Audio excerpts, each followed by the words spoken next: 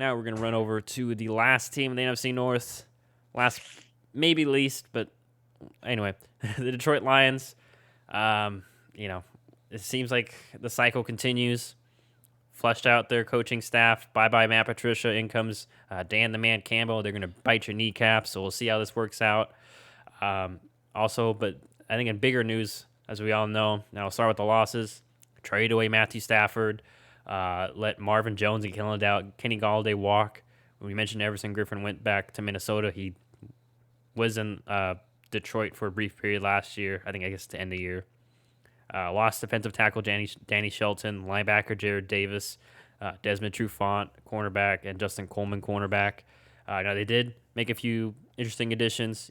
Got Jared Goff in that Stafford trade along with a couple first-round picks. Brought in Jamal Williams, who we talked about earlier, solid back, especially since they have DeAndre Swift, so he can be either teach Swift some things or at least be the 1-2 punch for DeAndre. Brought in wide receiver Brashad Perryman. We'll see how that works. That's probably not going to be notable. Cornerback Nicole Roby Coleman. And then also defensive tackle Michael Brockers, which I thought it was funny because, like I mentioned before, he's the one that was trashing Jared Goff, and then he got traded there. Draft-wise, like we mentioned Penei Sewell earlier, the only tackle we felt better than Christian Darrisaw, they got him at 7. And then they just went D-line, second round. Levi Unwuzurike, a guy I liked, at 40. They got him at 41. And they also got another solid guy, defensive tackle, Aleem McNeil, in the third round. So kind of similar to the Vikings-ish. They're kind of addressing the D-line, playing the division, which I think we see a lot of teams do, trying to beef up the defensive line, stop the run, get big up front. But how do you feel about the Detroit Lions this season? I think we all expect them not to make the playoffs. Sorry. Shout out to our friend Squam, who's a Detroit fan. But I expect we don't even make the playoffs, and for this year just to be a rebuilding year. But do you expect that from the Lions, or are you straying from the path? No, I think they're a candidate to be one of the worst teams in the league. Okay. I don't think they'll be the worst because I think they still do have talent. One guy that I'm excited to see what he does this year would be Jeff Okudah, obviously the really highly drafted corner. Last year, I think they took him third in the previous draft. And so last year, they still had Justin Coleman and Desmond Trufant, so we didn't get to see him do a ton. Also, he was kind of slow out the gate, but once again, no preseason, just the COVID stuff. It just made it difficult. So I'm interested to see how he does. But overall, I like the beginning of what they're doing for their rebuild. You get a couple first-round picks for Matthew Stafford. You can't complain about that, right? Jared Goff, I think he's a solid placeholder quarterback. Maybe he gives you a solid guy for the moment, but also he's young enough to where maybe there's still a chance that he could develop into something that you keep long term. I don't think they will. I think at most he's probably there for 2 years and then he's probably gone. But yeah, I mean, getting him back, I don't really have a problem with it in the trade. And then I really liked what they did in the draft. I'm a big believer that if you're going to reset your team, build through the trenches. And that's what they did. They got Penei Sewell. They got Levi. I don't even know how to pronounce his last name. Onwuzurike. And then obviously McNeil, the other defensive tackle. It just makes me think of the way that like the Cleveland Browns have sort of rebuilt their team. You wait for that moment to where, and like maybe you're not going to be very good because you do build through the trenches, but you wait for that moment to where you can really get that quarterback who is then ready to come in and help you win right away, as opposed to getting a quarterback you struggled his whole time there.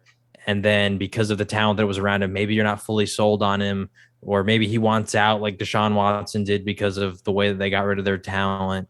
And there's a lot of question marks. So you'd rather that on that quarterback's rookie contract, you are ready to compete for a Super Bowl, because that is the prime moment for any team to actually really do it, because the rookie contracts for quarterbacks are so freaking low that you can put all that money elsewhere. And so, yeah, I know some people thought that with that 7th pick, they should have taken a Fields or a Mac Jones, but I just think with the state of the roster, getting your quarterback now, I don't think that it really, you're still it's going to take you a few years, it's going to take you a few years to really come back to being a relevant team. And so, yeah, I like getting a franchise left tackle, getting a guy who can become a franchise defensive tackle, and just getting those cornerstones for your offensive and defensive line, and that's how you start your rebuild. I'm a fan of it.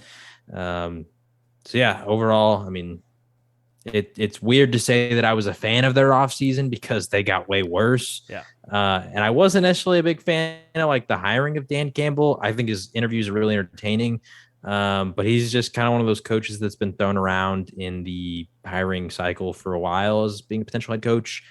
And I don't know, maybe I just don't know enough about him. But yeah, I thought they had a solid start to their rebuild, and I like the moves they've made so far. Yeah, I think that's what they did was basically what we kind of wanted out of like teams like Atlanta. Like, just hit the Yes. reset button, man. Don't do this with half measure. We'll trade away this piece, but maybe we'll. They hit the full reset button. And yeah, like John kind of alluded to, and like I alluded to, just don't expect this team to be very competitive. They also have a tough schedule.